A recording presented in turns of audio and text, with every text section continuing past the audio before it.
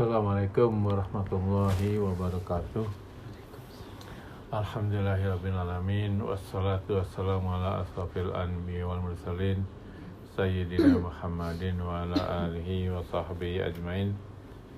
Melanjutkan ya tausiah kemarin bahwa menghidupkan gitu ya bulan puasa ini gitu ya. Di antaranya kan ada 3 ibadah yang utama ya selain puasa itu, yaitu sholat gitu ya, sholat malam gitu ya, kemudian berinteraksi dengan Al-Quran, dan yang ketiga bermunajat ya, memohon, berdoa kepada Allah ya. Di antaranya adalah memohon ampun kepada Allah, istighfar ya, kemarin sudah dibahas ya. Jadi memang benar-benar kita harus banyak berdoa nih, memohon ya, minta doa apa saja kepada Allah ya, sebagaimana di dalam hadis ya, kata Rasulullah, salah satu la turaddu da'watuhum. Jadi ada 3 golongan yang doanya itu tidak mungkin ditolak gitu, nggak tertolak gitu. Apa itu? As-shaimu hatta yuftir, itu yaitu orang yang berpuasa sampai dia berbuka gitu. Jadi ketika berpuasa kita harus banyak doa, itu makbul kita berdoa sampai kita buka itu gitu. Jadi terutama misalkan saja 15 menit sebelum buka itu memang harusnya banyak doa kita gitu. Jangan terlalu menyibukkan masak sebenarnya. Masak, tapi kalau bisa sebelum buka itu kita berdoa gitu. Kalau memang begitu ya hari di jam lain lah gitu. Ketika puasa itu sayang kalau kita nggak berdoa ya. Bahkan sebenarnya bukan hanya di dalam puasa aja sebenarnya. Walaupun tadi kan ada orang yang berpuasa itu sangat makbul gitu ya. Kan ada juga golongan yang kedua al-imamul adlu. Jadi orang pemimpin yang adil ya. Satu lagi ada tuhum mazlum, orang yang dizalimi itu ya. Itu akan makbul. Nah, di dalam Al-Quran ya, surat Al-Baqarah yang Papa tadi bacakan itu kan ya, terkait dengan puasa, kemudian ayat 4 berikutnya itu 185, 678 itu 188 itu Allah berfirman, a'udzubillahi minasyaitonirrajim, wa idza sa'alaka ibadi anni fa inni qarib. Jadi kalau misalkan saja ya Muhammad, kalau misalkan saja ada orang menanyakan kepada kamu ya, hambaku menanyakan kepada kamu tentang aku, katanya, sesungguhnya aku ini sangat dekat. Bahkan dalam riwayat ini lebih dekat dari urat nadi kita itu Allah itu.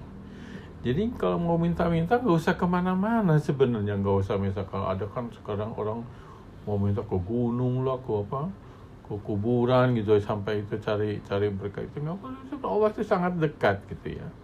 Bahkan lebih dekat dari urat nadi kita gitu ya. Kita berdoa kepada Allah ya. Jadi di dalam ayat itu dinyatakan Allah berfirman,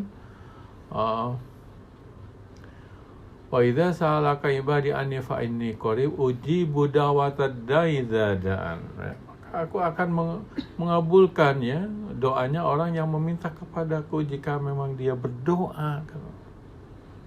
Jadi kalau nggak berdoa, bagaimana dikabulkan Allah kalau kita nggak pernah berdoa gitu. Dan doa ini harus serius gitu ya, sebagaimana yang Bapak sampaikan itu. Bayangkan itu ya kita mohon tuh bayangkan seperti istighfar, ya Allah ampunilah aku. Bayangkan kita nih pernah berbuat dosa apa gitu ya. Dan jangan lupa kalau memang dosa kita ini adalah menyangkut dengan orang lain gitu ya, misalkan entah ada amanah ya yang pernah belum dilakukan atau menjalimi orang lain, minta maaf dulu ke orang lain bersangkutan gitu ya, baru kita memohon ampun kepada Allah. Benar-benar membayangkan kita minta itu apa. Termasuk juga misalkan ketika kita berdoa kepada misalkan saja orang tua atau kakek, nenek atau uyut gitu ya, misalkan mama berdoa yang pi sama yang kakung gitu kan, berdoakan ya. Bayangkan kalau perlu mukanya gitu, muka yang kung gitu kan, bayangkan itu, ya Allah ampunilah mereka. Jadi itu keseriusan gitu ketika hubungan dekat dengan Allah itu gitu. Minta apa saja kita berdoa itu ya. Bayangkan itu, bayangkan. Jadi benar-benar serius berdoa ya, tidak hanya sekedar ucapan tapi di hati nggak ada itu. Ya kadang-kadang orang suka habis sholat apa astagfirullah astagfirullah, tapi nggak ada maknanya. Kadang-kadang sambil ngobrol, kadang-kadang sambil main HP, kadang-kadang mau mengucapkan istighfar itu. Ya, jadi benar-benar itu. Dan pasti itu akan dikabulkan kata Allah ya. Bisa dalam waktu dekat, bisa dalam waktu yang mungkin cukup lama gitu. Karena Allah itu memberikan bukan yang diinginkan sebenarnya, yang dibutuhkan. Bisa saja kita minta A dikasihnya B gitu. Karena Allah mau tahu apa yang sebenarnya yang dibutuhkan kita gitu. Ya, entah mungkin juga dibalasnya nanti di akhirat gitu kan. Tapi jangan lupa juga gitu. Di situ ada syaratnya, seandainya mungkin kok nggak dikabul-kabulkan doa kita gitu. Nah di situ ada syarat. Falyastajibu li, maka ikutilah perintahku kata Allah. Wal yu'minu bi, berimanlah kepadaku. La'allahum yarsyudun, supaya kamu mendapat kebenaran di situ ya.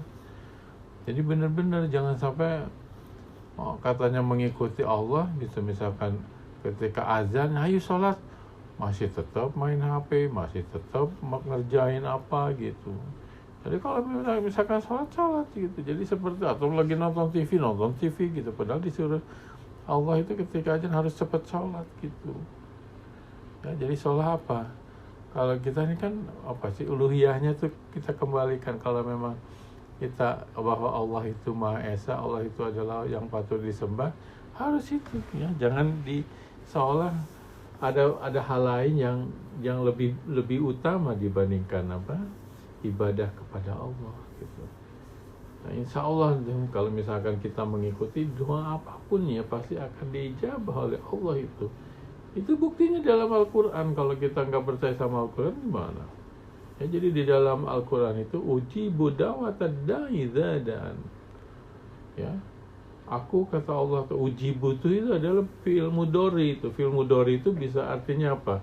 Bisa present ya, sedang berlaku, bisa juga continuous ya, continuous yang sedang berlangsung, bisa juga future yang akan datang gitu. Benar-benar itu berdoa itu ya. Dalam ayat lain ya, ud'uni astajib lakum, doakanlah padaku pasti akan dikabulkan gitu. Ya. Jadi mumpung kita lagi puasa, banyaklah berdoa ya, terutama ketika lagi puasa gitu ya. Mungkin itu saja. Nah, mudah-mudahan kita bisa melakukan puasa ini, mengisi bulan Ramadan ini seoptimal mungkin ya. Marilah kita tutup dengan doa penutup majelis. Subhanaka Allahumma bihamdika asyhadu la ilaha illa anta astaghfiruka wa atubu ilaik. Assalamualaikum warahmatullahi wabarakatuh.